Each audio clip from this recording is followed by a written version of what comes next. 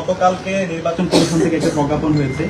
সেই প্রজ্ঞাপনে বলা হয়েছে 400 গজের মধ্যে যেখানে সেন্টার হবে এর মধ্যে কোনো ধরনের মোবাইল ফোন ব্যবহার করা যাবে না। তো আমরা বলেছি এটি সম্পূর্ণ একটা অগণতান্ত্রিক সিদ্ধান্ত এবং স্বৈরতান্ত্রিক সিদ্ধান্ত। এই সিদ্ধান্তের মাধ্যমে নির্বাচনের যে আমেজ তৈরি হয়েছে সেই আমেজকে নষ্ট করা হয়েছে।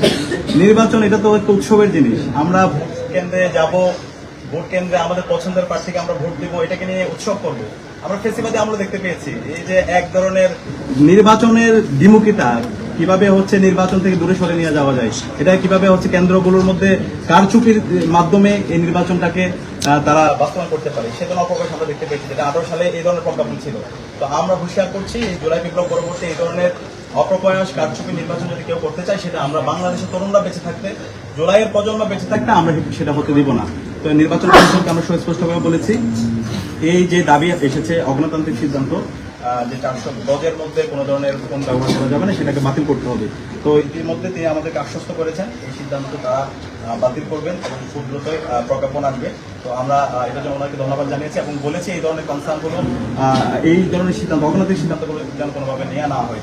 একই সাথে আমরা দাবি জানিয়েছি, আপনারা জানেন বিএনসিসি প্রতিটি ক্যাম্পাসে খুবই সুসংগঠিত একটা ফোর্স। যখন ছাত্র সংসদ নির্বাচনগুলো হচ্ছিল তখন এই বিএনসিসির যারা সদস্য ছিল তারা খুবই প্রফেশনাল আচরণ করেছে এবং প্রতিটি কেন্দ্রে তারা প্রত্যেকের যে হচ্ছে ওয়াচডগের ভূমিকা পালন করে সেই ভূমিকা আমরা দেখতে পেয়েছি।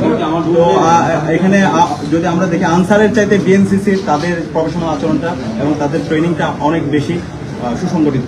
সেই জায়গা থেকে বলেছে এই মধ্যে যে বিএনসিসির কে বাতিল করা হয়েছে সেটা যেন আবার নতুনভাবে হচ্ছে সিদ্ধান্তটা পরিবর্তন করা হয় এবং এটা ছাত্র জনতার পক্ষ থেকে এই দাবিটা আমরা জানিয়েছি।